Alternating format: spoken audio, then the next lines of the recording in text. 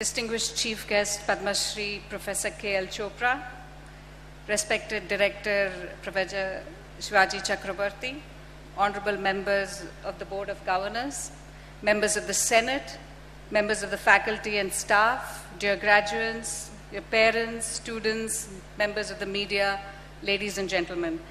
It is indeed my honor and a great privilege to welcome each and every one of you in the August gathering today and to introduce the chief guest to all of you. I took over as the chairperson of Nitc Calicut Board of Governors 1 year ago. And during this period, I have had an opportunity to get better acquainted with the Institute, and we have seen during this year the introduction of a new director, Professor Chakrabarti. Having worked with him for the past few months, I'm extremely confident that he will take this institute to greater heights. Thank you, Professor Chakrabarti, for joining us here as the director of this institute. Today is the 11th convocation of this institute. It is a great opportunity for the community to come together, to take measure and to resolve to move forward. It's also an opportunity to celebrate and honor the achievements of our members and reflect on what we have, what we want to do, and what will take this institute to greater heights. We will celebrate today your hard work and a hope of a brighter future. And I hope each one of you will never forget where you graduated from, will look back on this day and say, I'm proud that I graduated from Nitc Calicut. Please remember to say that to everyone. Your learning here at the Institute will, I'm confident, stand you in really good stead. Okay? And today, I think we are very fortunate to have with us Padma Shri Professor K.L. Sharma. I've had the opportunity this morning and last few hours to get better acquainted for him, and I can tell you everything that I say in the formal introduction will not do him justice. He is an iconic man, truly inspirational. I found him inspiring in the last few hours talking to him, and I'm sure you will find him very inspiring too. He is known most of all for the iconic reinvention of IIT Kharagpur, his work in thin film technology, and most of all for encouraging budding new entrepreneurs who are making a real mark in industry today. Professor Chopra's major research contributions span over a wide variety of topics in solid-state physics, nanoscience, technology of thin films, etc. He was born in 1933 in West Punjab, which is now in Pakistan. He received his BSc honors and MSc in physics from Delhi University and later completed his doctoral thesis from the University of British Columbia, Canada, under the World University Fellowship.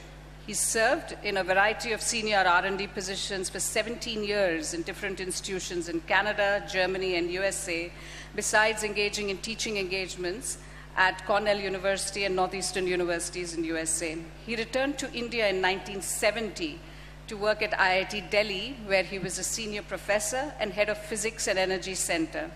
He took over as the director of IIT Kharagpur in 1987, where he worked for the next 10 years, 2 terms, which at that time was quite unusual, and I think he was the first one to do that, and was successful in transforming IIT Kharagpur into one of the best institutes in this country and internationally.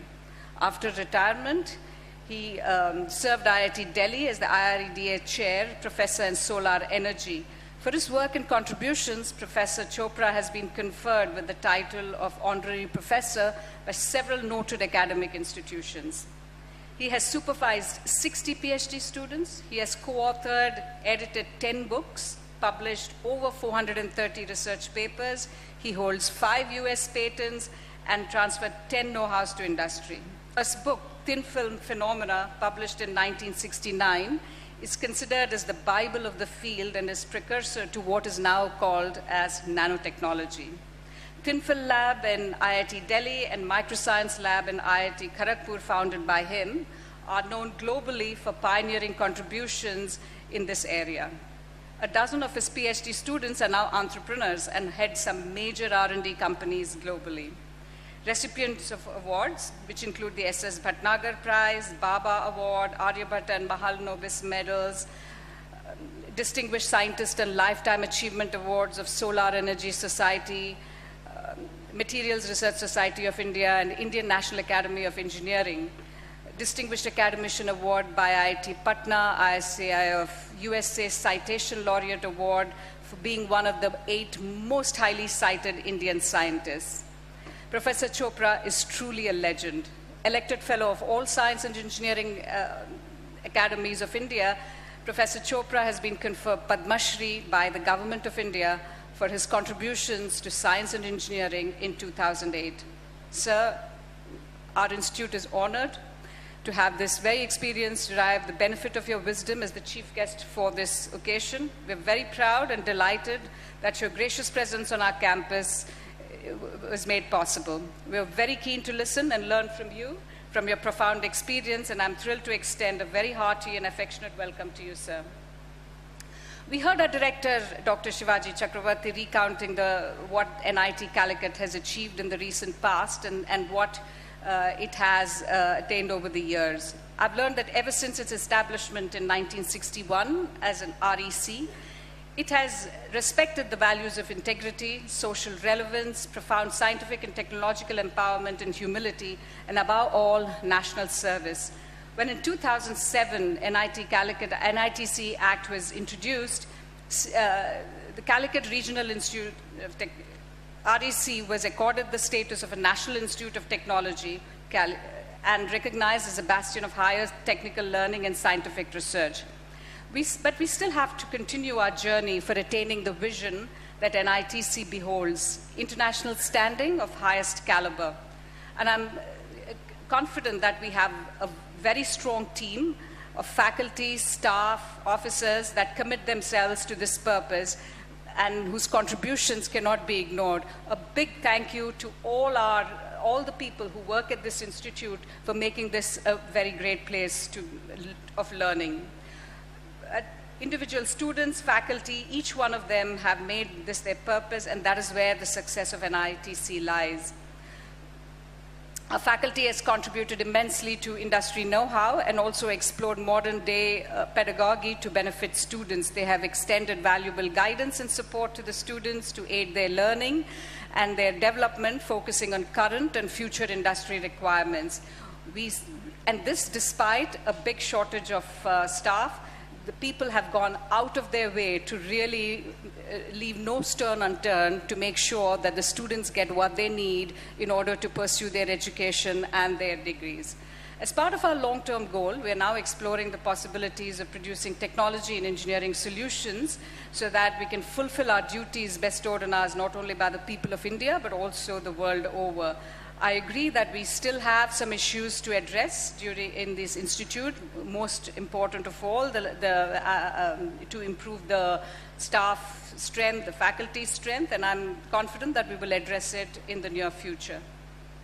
And we also will be working quite closely with industries and R&D organizations to achieve our goal of excellence. Now, a word of advice to the graduates. As I said first, I hope all of you will leave this institute and very proudly say that you are glad to have graduated from NIT Calicut. I have seen many students, and from the industry that I come in, which is the software industry, I can tell you that the one thing that's led to the success of the software industry in India is the talent, the engineering and the science talent and the management talent that we have in this country. And it is not the cost, it is not the facilities here. If there is one thing, it is only the supreme capability and the intellect of our people. And that is all of you, my friends, graduates. And that is what you represent for this country, and that is what you have to be very proud of and take it forward. But unfortunately, there is a very high trend of people wanting to take in what I call as the easy way out, go abroad, go to the US, go to the West, find jobs and not come back. And I urge all of you and remind you that you have a duty to this country. And I urge you that I have made the choice to remain in this country and become successful, and I urge all of you to look at that option. It is good to go outside, it is good to learn from the West, it is good to study there, work there for a few years, but at the end of the day, I do believe that it is each and every one of your duty to come back to India and make this truly a great country. Okay? There is a lot to be done here. in terms of infrastructure, in terms of manufacturing, in terms of how we take our rural sector forward, and I'm counting on all of you to really contribute to this country. And it's not just in terms of working somebody. I think there is also a lot of opportunity opening up in this country in terms of, for entrepreneurs. There is now capital available. There are plenty of opportunities available.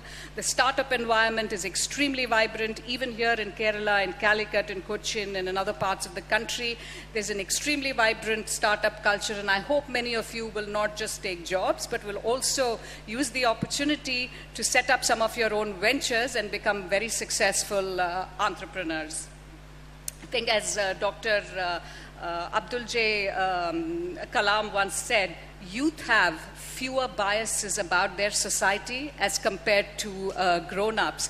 I hate to say this, but a lot of us grown-ups, that's including me, could sometimes behave like a herd of elephants which are just going on one single path without even questioning it. And I hope all of you will have the courage to stand up, challenge, question society, question, I'm sorry to say this, parents, but also question parents, and to really look at what is it that can be done differently and make the courage to do things and really take a big leap forward. All I'd like to say at the end is that learning never stops. I hope you don't think that you're finished with books and you're finished with learning. I think learning is a never-ending process. So as you go along, please remember, this is only the start of it. I don't know how many of you know there's a Sanskrit shloka. I will not attempt to say it in Sanskrit. They say that 1/4 of your learning comes from the teachers, 1/4 comes from experience, and 1/4 comes from your own ability, okay, amongst other things. So I do believe that you have a big role to play. All you have accomplished so far is the 1/4 that your teachers have given you. I still think that you have 3/4 of learning to go in your life, and please remember to continue learning as you go. And finally, please, graduates, dare to dream and dare to live your dreams. Thank you.